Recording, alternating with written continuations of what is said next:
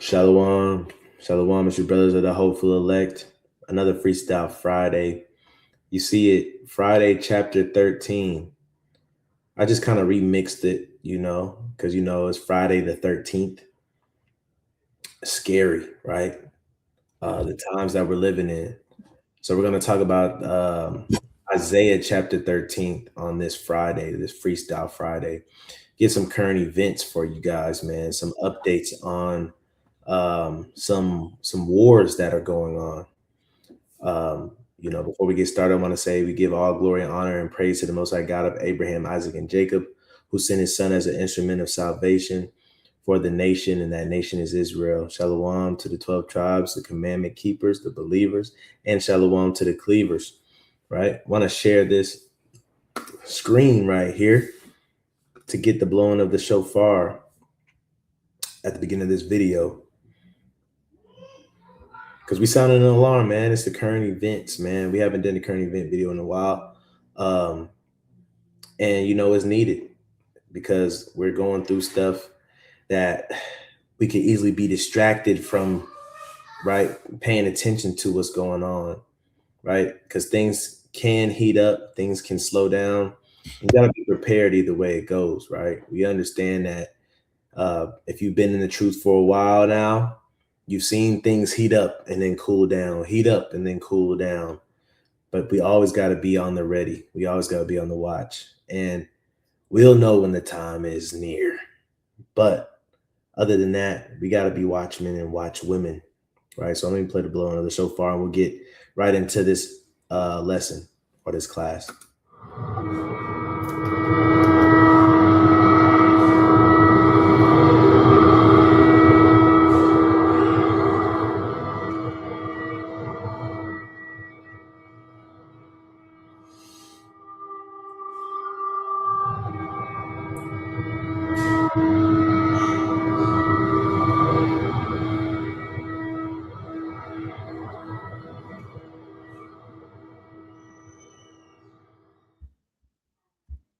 Come, man.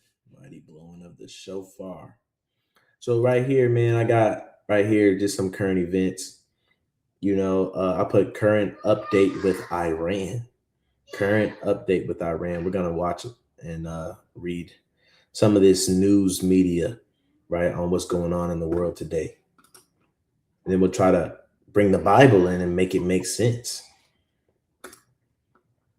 Right? It says U.S. wiped out every military target on Iran's critical oil export. Gas prices finna go up, fellas and sisters. So hey, John Ham. Hey, Gerber. It's a war on energy, right? It's a war on energy.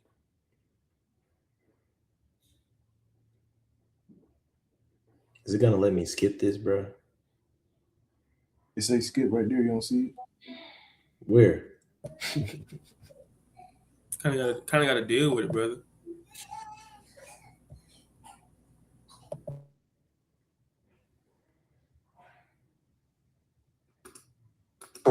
He's a ranking member of the House Armed Services Committee. Congressman, it's good to have you with us. I want to start with the newest information into us here. The president just posting a short time ago, just before the top of the hour, that the U.S. military had, in his words, obliterated every military target in Iran's crown jewel, Karg Island. This is considered Iran's lifeline.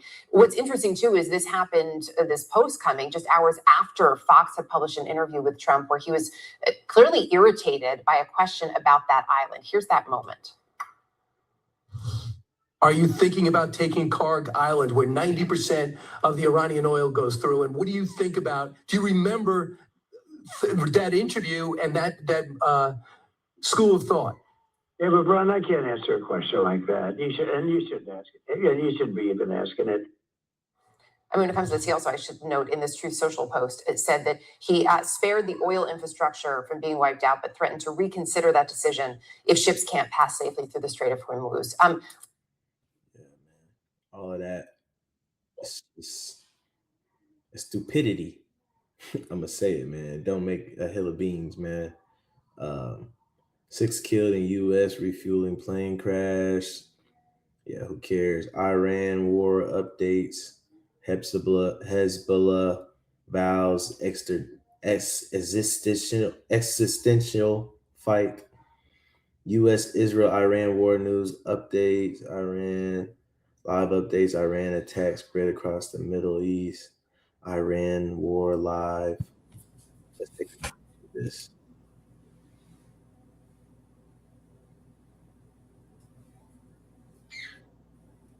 That's a point. Hey, and don't let them tell y'all that Iran is happy that America is bombing them. That's the propaganda. This is Iran. They're happy that their country is at war right now. They're pro-Iran. Don't let them tell you that Iran loves Trump. Because look at this. Look at this. They don't love Trump. They love Iran. Bombings.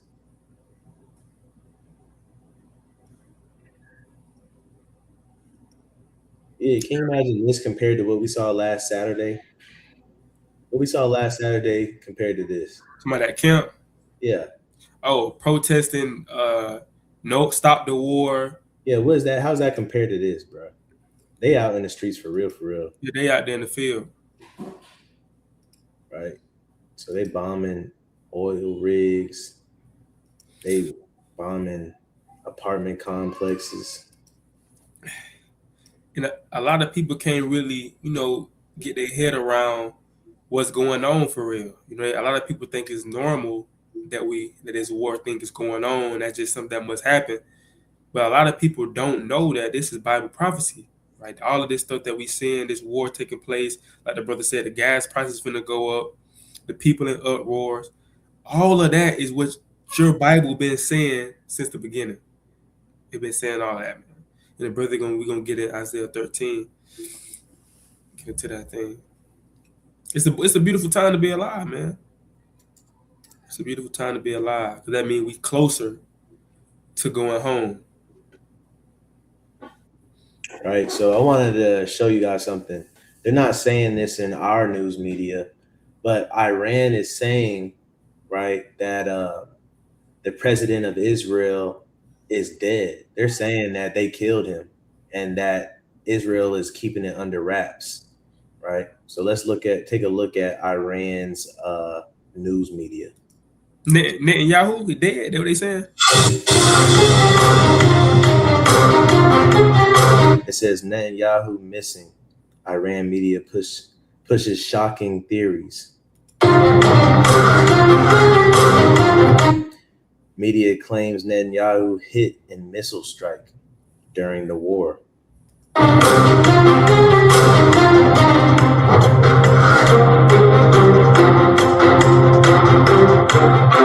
Iranian media has been questioning the whereabouts of Netanyahu ever since the Iran Revolutionary Guard Corps claimed that the Israeli Prime Minister may have been killed or wounded in a missile strike on March 2, Israeli newspaper The Jerusalem Post reported.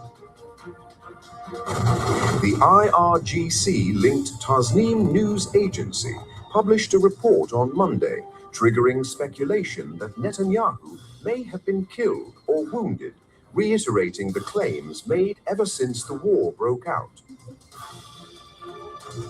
The Tasnim news agency assembled a series of circumstantial points, including the recent video clips of Netanyahu's absence, reports in Hebrew language media about tightened security around his home. Yeah, man. So that's kind of important because if that is true, then Iran's doing everything they said they was going to do. And they also said they was going to come after the Orange Man, Mr. Orange Man himself, right? And if that happens, Babylon is going to be chaotic, right? Like we did. Iran is.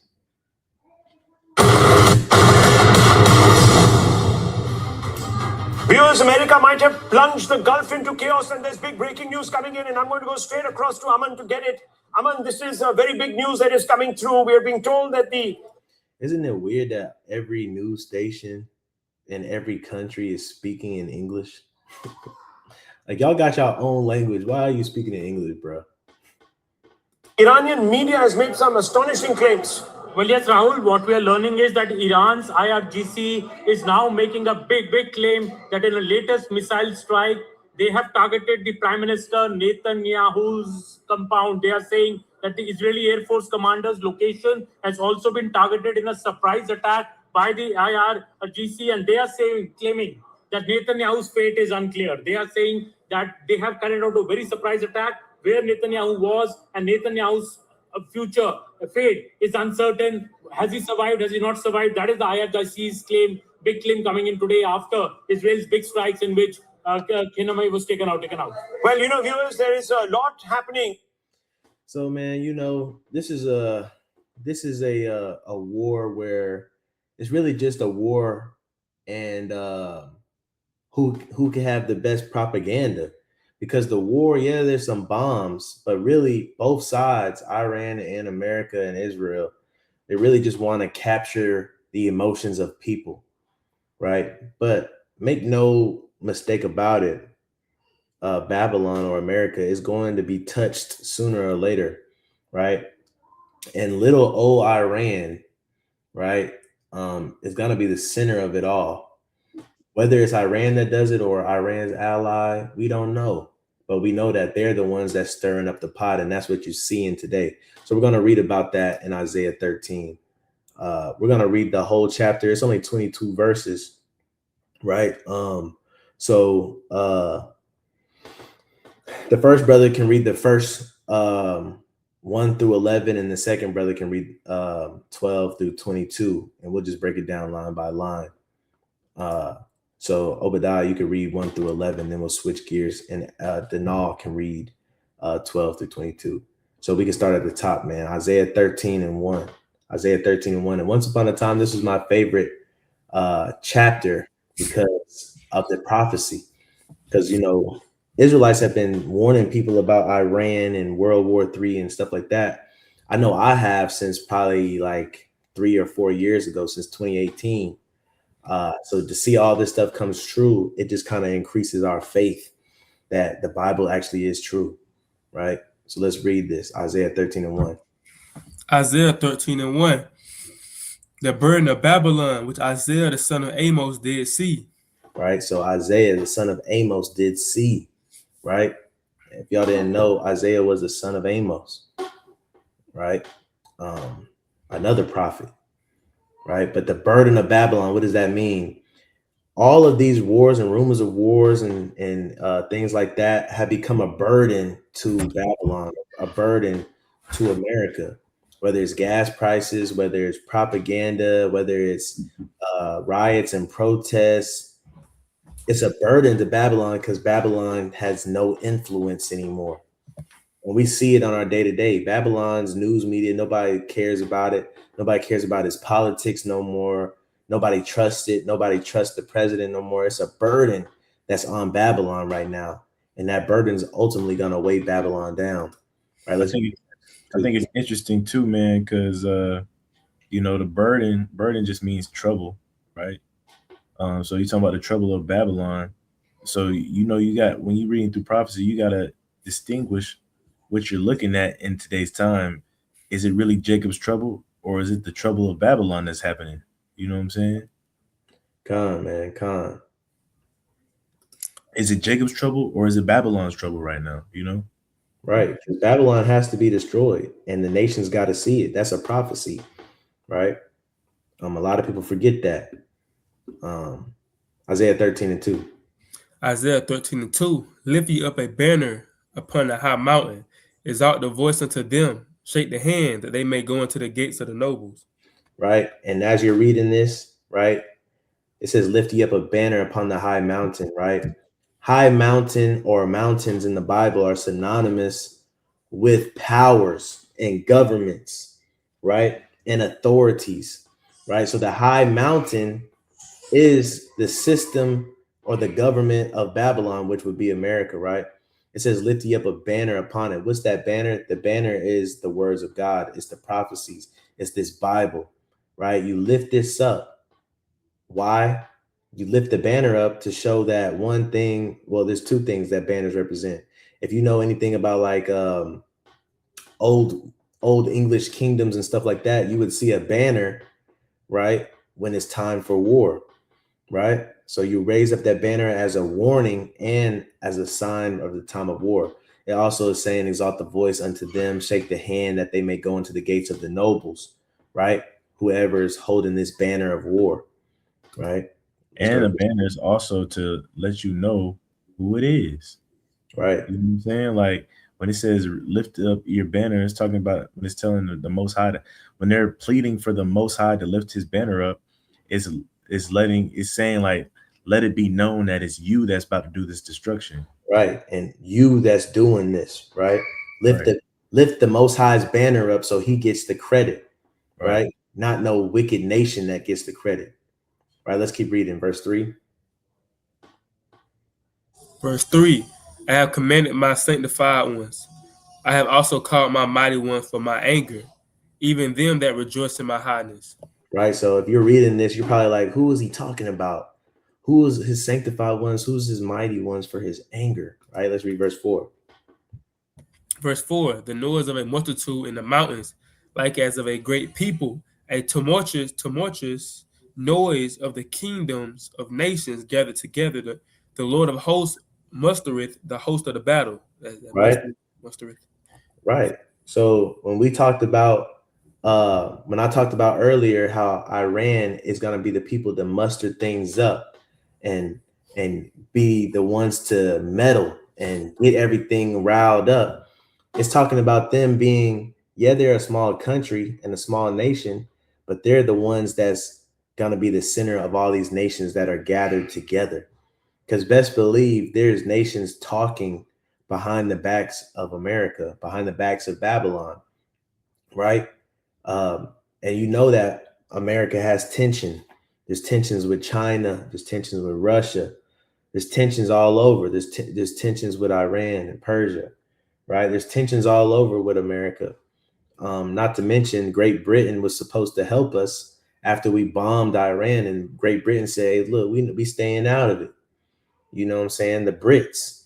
So there's a mustering going on, and the host of the battle, right? The person that's going to bring this battle together, right, is going to be revealed.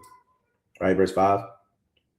Verse 5, they come from a far country, from the ends of heaven, even the Lord and the weapons of his indignation to destroy the whole land. Right. So if I'm not mistaken, Iran, let's see how, first of all, to break this down, it says they come from a far nation. How far is Iran from America? Right? 6,500 miles. Right? So it's a far country. It's a far country. 7,000 miles, right? To California. It's a far country. Right. So we checked that off the box. And also, what did Iran say, man? Iran said this recently.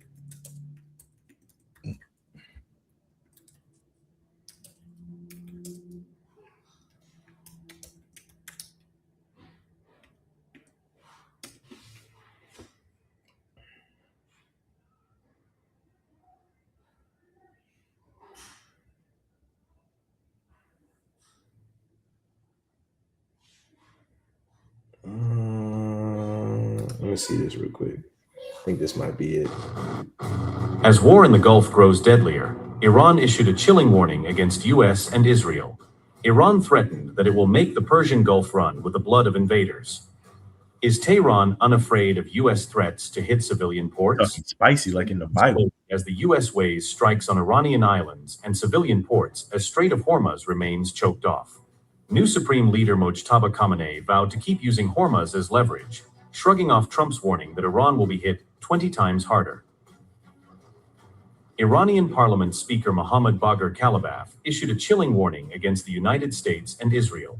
Kalibaf threatened that any invasion would make the Persian Gulf run with the blood of invaders, specifically referring to attempts to seize or attack Iran's islands. His warning was posted on X on March 12th and was directed against potential attacks on Iranian-controlled islands in the Persian Gulf, according to reports. Iran will abandon all restraint if there is aggression against its islands in the Persian Gulf, Kalibaf wrote, signaling that Tehran could escalate far beyond its current response. He also said that the blood of any American soldiers killed in such a confrontation would be the It's not what I wanted, man. I seen something where Iran was talking pretty spicy about the weapons that they have. You know, it's funny, man. Sometimes you got to question, like, are we really in a war? Because, like, if we was really in a war and the objective is to neutralize the threat at all costs, man, America can wipe out Iran tomorrow, like the whole country. So it's like, what's really going on here? You know what I'm saying? Like, if we really at war, why aren't we going for the jugular? Why aren't we just going ahead and ending them? Because we have the means to do so. Yep. Prophecy must be fulfilled. And why are we even playing with Iran? You know what I'm saying? Like, letting them make their attacks and stuff like that. When we got what we, unless we don't got what we say we got. Well, you know, a lot of times too, what's going on is America's trying to play smart. Like, if we take them out, then, you know, we're going to be showing our hand too much. And then that's going to rouse up other countries and other nations. They're going to think that we're doing too much. And then next thing you know, people are going to feel free to just wipe out whoever they want to, right? They feel like it's going to be a domino effect. Like, oh, if America can do that, then we can do it. We could pull the button too. But yeah, man, I wanted to find where they said it, but I can't find it. I think it was on X. But it says to destroy the whole land. Because, you know, the propaganda in America is that nobody can attack us and nobody can hurt us. But best believe other nations got weapons, man. Other nations can be dangerous. And they'll catch you by surprise when your pride is to the sky. Mm-hmm. Let's read verse 6. Verse 6. Howl ye, for the day of the Lord is at hand.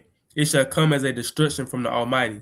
Right? The day of the Lord, it's not just one day. The day of the Lord is when the Lord acts on the earth. Mm-hmm. And it's not forgotten, meaning it's going to be one of those days. When Babylon falls, it's going to be one of those days, the day of the Lord. He's acting. Right? Let's read verse 7. Therefore shall all hands be faint, and every man's heart shall melt. Right. Every man's heart's going to melt, man, because they're not going to think that this could happen. Everybody's so worried about sports, worried about their career, worried about their boyfriend or their girlfriend, worried about flexing and scamming, worried about music videos. Hey, look, man's hearts are going to melt when that comes to our front door. We watching the news and seeing all these other third world countries suffer and get bombed out of their apartment complex. What about when you get bombed out of your apartment complex? Mm-hmm. Your heart's gonna melt. You're not gonna know what to do, man. You're gonna want to faint. Right, verse 8. Verse 8, and they shall be afraid, pain and sorrow shall take hold of them. They shall be in pain as a woman that travaileth. They shall be amazed one at another. Their faces shall be as flames. Right. They're gonna be pangs and sorrows. What is that? It's the sound of war. Sorrow is the sound of death. Right? As a woman is in pain, that travail with a baby, right? And you hear them women screaming to the top of their lungs when they get in contractions or when they in labor, right? Their faces shall be as flames. Why is that? Because the Lord said he's going to destroy like Sodom and Gomorrah, right? Verse 9.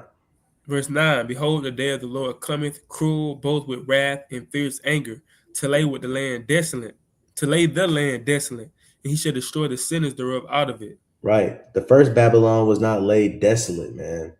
But this Babylon is going to be laid desolate. This Babylon is going to be no more. This is how we know it's a future prophecy being talked about, right? And it's going to be cruel.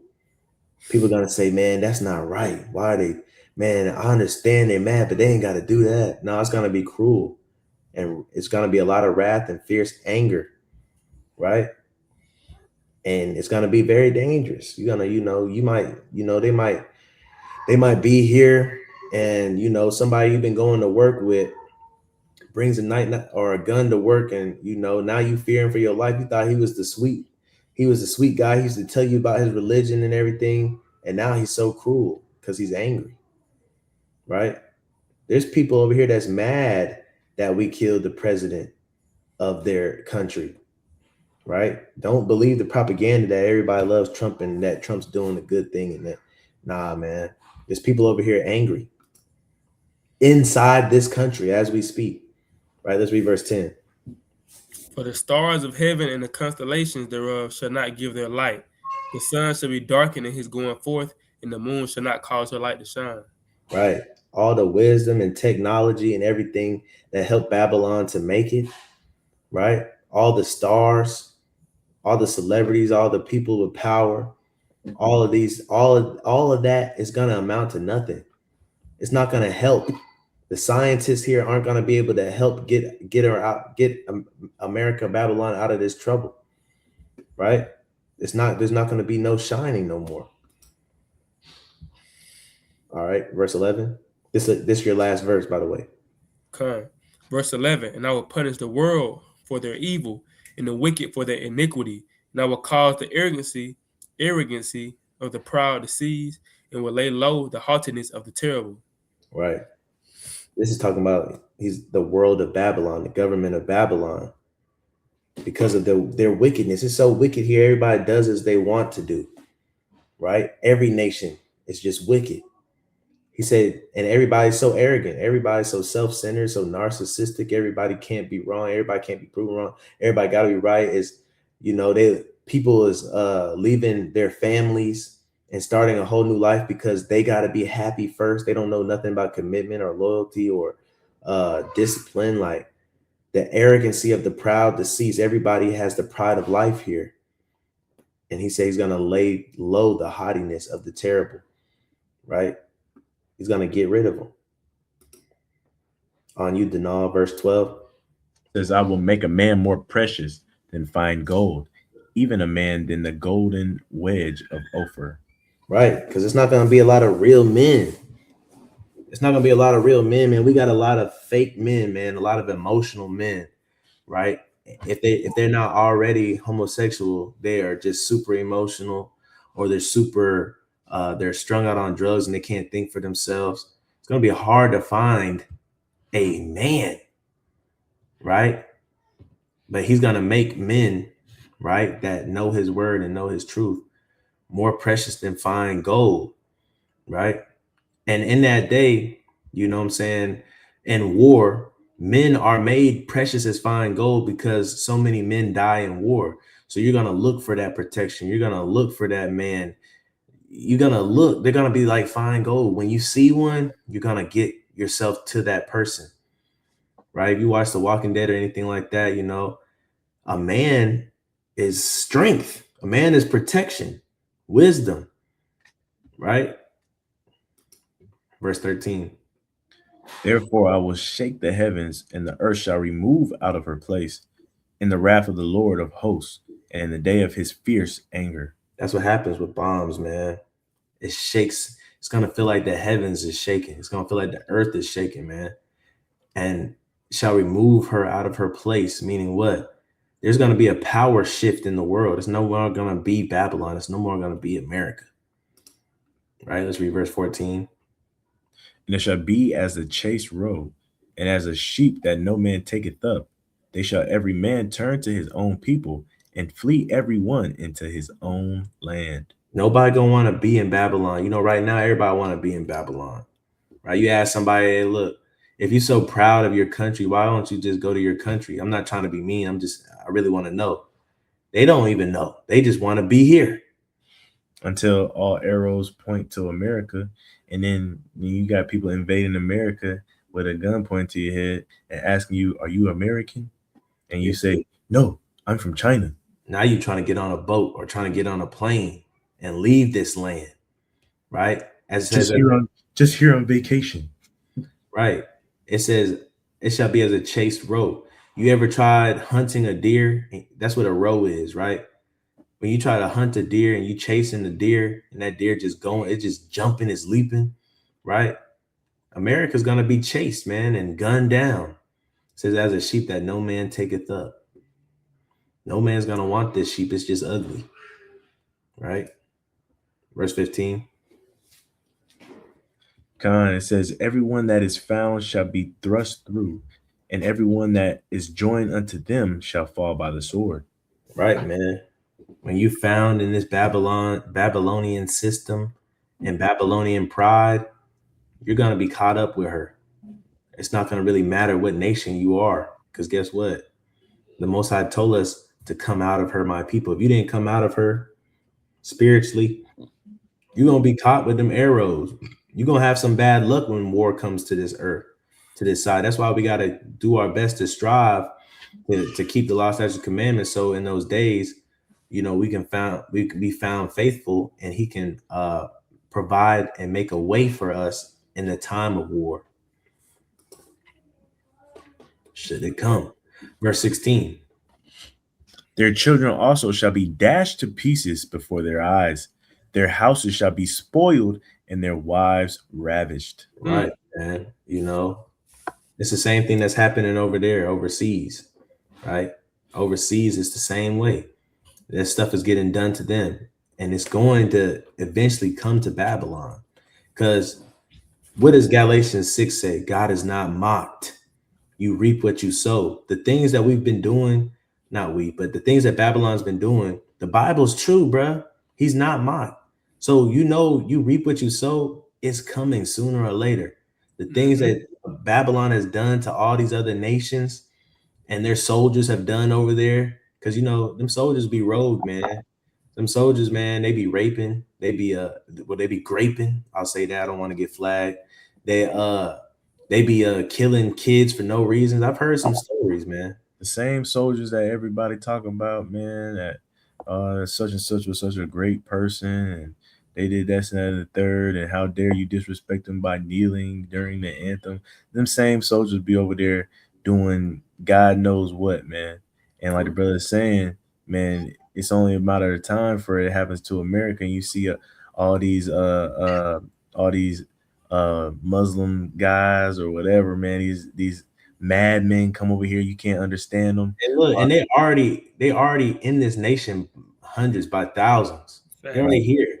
They already assimilated into society. You can't understand what they saying, right? And they busting in your house, screaming at you. You can't decipher what they saying. Next thing you know, somebody just grabs your wife and takes her in the room, and you just hear your wife screaming. Right. Because you got to imagine, bro, these are people that we don't know where they came from. They could have witnessed their wives getting taken advantage of. They could have witnessed their kids getting bombed, and they harbor that deep down inside and say, I'm going to get that slow payback. I'm going to become an informant. I'm going to become a spy. And guess what they do? They change their name. They come over here. They play the long game. Every day they go into work. They trying to put a smile on in front of y'all so y'all be confused. But they're waiting for that day where they get that call. Hey, it's on. And that same polite joker that practiced Ramadan, he going crazy. Go grab you the nearest Karen. Right. And so, because I've heard stories, man. I've heard stories when I was in physical therapy. This veteran told me, yeah, it get crazy over there, man. I think he said the worst thing I seen was we was on the back of this tanker, and we was just doing our patrol through this town. And he said it was some kids that was following the tanker. And he was like, you know, they follow the tanker because sometimes we throw out water bottles or give them candy. And one time I was out there with these guys, man, and man, I was so disgusted. He said, this is what happened, bro. This is what happened. He said they threw candy and all the kids was rushing to the candy, and then somebody threw a grenade and bombed all the kids, bro. Then looked at him and said they was gonna grow up to be terrorists anyway. So this is stuff that our soldiers is doing overseas. What you reap is what you sow. That stuff is gonna come over here, man. And when I say Babylonians, Americans are not ready for that. They're already here. Already in the front door. We speak to them at every gas station. And they got movies like that too, man. When Iranian people taking over, I think one of them called Olympus Has Fallen. I think it's like 2 or 3 of them. I don't know if it's called the same thing, but the White House stuff. And I think no, it is another one. Takers, was it Takers too? With Takers, the first one that the white dude had killed the Iranians, and the second one they come back for revenge and they kill his wife. Nah, Takers is. Taken. Oh, my bad. Taken with Liam. Taken, the first one. I don't think there was Arabians. I think those were like Germans and Swedish people and stuff. In the first one, there wasn't Iranians. Nah, not in the first one. I don't believe. Well, they had like a little accent. I thought they might have. I don't know, but that just shows like they show you how a lot of those people gonna be in that day, man. Like the brother Azrael said, a lot of them are already over here. And they be connected with their country. Don't think they just coming over here and they ain't connected to their people over there in their countries. No, yeah, they plotting. There was a movie where there was some quote unquote so-called Middle Eastern people, man, and they ended up showing up on this beach shore while everybody was on vacation and whatnot, playing in the water, and they pop out of nowhere with AKs and all of this, man, and just there's a murder scene on the beach. I forgot what movie that was though. Yeah, they just started shooting. Everybody on vacation, because that's how the Bible describes it. That we're gonna be caught by surprise. You on vacation in your bathing suit. Next thing you know, it's AK-47s and AR-15s. Peace and safety to sudden destruction, man. And sudden destruction, man. Right, man. Let's read this verse 17. It says, "Behold, I will stir up the Medes against them, which shall not regard silver, and as for gold, they shall not delight in it." Right. When they strike, man, who are the Medes? Right? The Medes, the Persians, the Medes, right? We're talking about your Iranians, man. When they make this attack, right? That's prophesied, they're not coming looking for silver and for gold. They're not looking for that. They're looking for revenge. They're angry. They're looking for vengeance, right? And so the thing is, it's not going to be nothing you can do in that day. When somebody is so mad, they're not looking for money or riches. There's nothing you can do about that. They're coming straight for vengeance. Yep. And you got to think about it. They're from a land where they had that stuff already. Gold is, is not as expensive over there as it is over here because they have more of it. Right? Same thing with silver, which Babylon or America has been stealing their gold and their silver, right? But let's read verse 18. Verse 18, "Their bows also shall dash the young men to pieces, and they shall have no pity on the fruit of the womb. Their eyes shall not spare children." Right? They're gonna be crazy, man.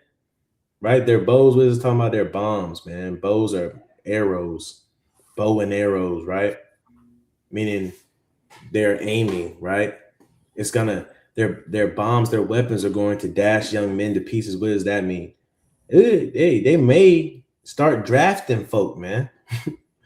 They may start drafting folk, young men, right? Young men. You know what I'm saying? And guess what? A lot of the young men in Babylon, they're not ready. They don't want to go to war. They don't have that spirit on them to fight. And they're not going to be able to withstand the bows of the Persians, the Medes, right? And they're not going to care. They're not, it's war. They're not going to care that you're a child. They're not going to care. Man, they're coming over here for one thing only, to make known to the world that we don't care who Babylon is. They're coming down. Right? Verse 19. Verse 19. It says, "And Babylon, the glory of kingdoms, the beauty of the Chaldees, excellency shall be as when God overthrew Sodom and Gomorrah." Right? So it's prophesied that Babylon's going to go down just like Sodom and Gomorrah went down, with fire from heaven, aka bombs. Babylon, the glory of the kingdoms, the glory of the nations, the glory of the countries, the glory of the earth. That's what Babylon is. America is the glory of all the. We got so many military bases everywhere. We're in everybody's conflicts, right? We're trying to be the peacemaker for everybody. Try to make deals for everybody, right? Everybody comes to us. This is how we know who we're dealing with. It says the beauty of the Chaldees' excellency, man. It's nothing but witchcraft over here. It's nothing but sorcery over here. That's what that means, right? But all of it's going to be overthrown, just like Sodom and Gomorrah was overthrown with fire. Let's get verse 20. Verse 20, it says, it shall never be inhabited, neither shall it be dwelt in from generation to generation. Once again, this is how we know this is a future Babylon, right? When you read this in Isaiah 13, the other Babylon was inhabited after it fell. Matter of fact, the ancient Babylon had fell a couple of times and was taken over a couple of times, right? Nations kept, going back and forth with Babylon in that land. But this Babylon that it's talking about is a different Babylon, because this one is not going to be inhabited for generation to generation. It's going to be desolate, right? Keep going. It says, neither shall the Arabian pitch tent there, neither shall the shepherds make their fold there. Right, because the ancient Babylon, right? This verse right here is pretty much letting you know this is a future prophecy. The ancient Babylon was taken over by the Persians and the Medes, but here it says the Arabians aren't going to pitch their tent here, right? Meaning what? They're not destroying this land or winning this war to take over this land, right? They just want to destroy it, and that's just like Sodom and Gomorrah. Nobody lives in Sodom and Gomorrah no more, right? It's destroyed. It's desolate. 21. But wild beasts of the desert shall lie there, and their houses shall be full of doleful creatures, and owls shall dwell there, and satyrs shall dance there. Right. This place is going to just be a third world country. It's not going to be, the people that are left aren't going to be safe. They're going to be creatures. Like if you were to watch some jail or prison documentaries, they'll tell you how eventually people turn into monsters. They're not sane. Like they're animals, right? They'll stab you up, they'll kill you, they'll grape you, they'll do whatever they want. They turn into animals after a while, right? Third world countries are not, they're not safe. This is what it's going into, is saying that it's going to be a third world country. Right? Let's read this last verse. Verse 22, and the wild beasts of the islands shall cry in their desolate houses, and dragons in their pleasant places, and her time is near to come, and her days shall not be prolonged. Right. It's near to come. Even in Isaiah saw it. It's near to come. So what you're watching, man, now that Iran has actually surfaced up to the news media, because, Iran's always been in the background lately, man. You may see Russia, you may see Ukraine, you may see Taiwan or China or something, but Iran's always been in the back, talking they talk. But now you see Iran to the forefront, and they're going all out because their leader has been killed, right? So now they're off the chain. We don't know what's going to take place, but we do know it's prophesied that Babylon days shall not be prolonged. And we know the Medes are going to be the ones to muster that up, right? So just wanted to read that chapter for today, man, tonight, and just, keep everybody on their toes, man, because things can heat up fast, right? And I know we get lulled to sleep because of all these wars. They come and they go, And this one may come and go too, but that does not give us the excuse not to be prayed up, right? That does not give us the excuse not to fast, right? That does not give us the excuse not to be keeping these commandments and increasing our faith, because we'll need it in that time. Those times will be scary.